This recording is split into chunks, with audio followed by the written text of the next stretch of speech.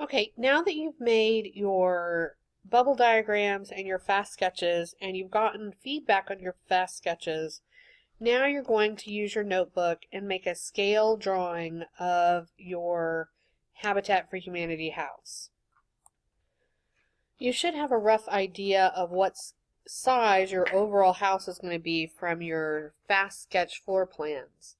A good scale for a 3-bedroom house is 1 inch, represents 6 foot on your house.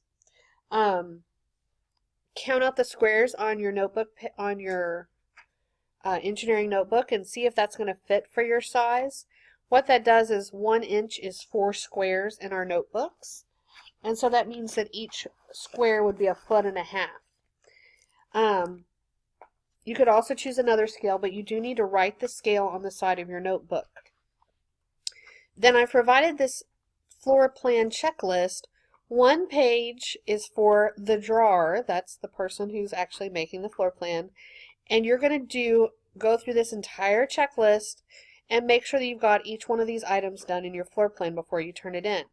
Use this to help you make sure that you don't miss something when you're first working.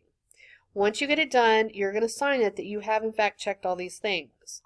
The second one is for a checker. You need to get with a partner and they're going to check your floor plan before you turn it in. They're going to go through and check off each one of these things and be sure. Each person is going to get a grade for doing this, and if there's something missing and you checked it off that it was on there, you're going to lose points.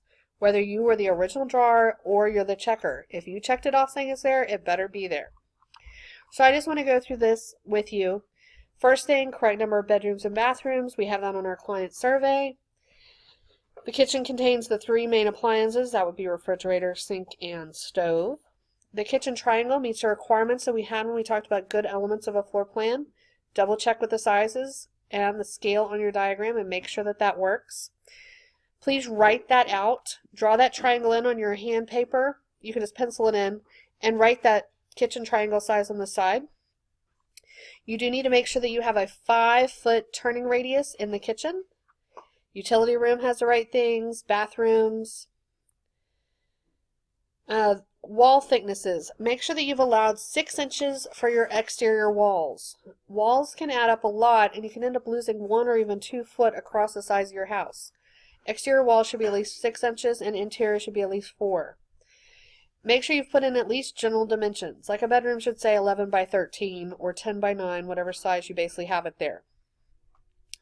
And then check your total dimensions of your house to make sure it does in fact add up to what it's supposed to for the overall area. Each bedroom does need to have a closet, and the closet's minimum width has to be 24 inches. That'll allow a hanger to fit in there. You need to make sure that if the closet door, you actually have access to the whole closet. That may mean that you need to have double doors or sliding doors so that you don't have a part of the closet that you can't actually reach. You should have no wasted space.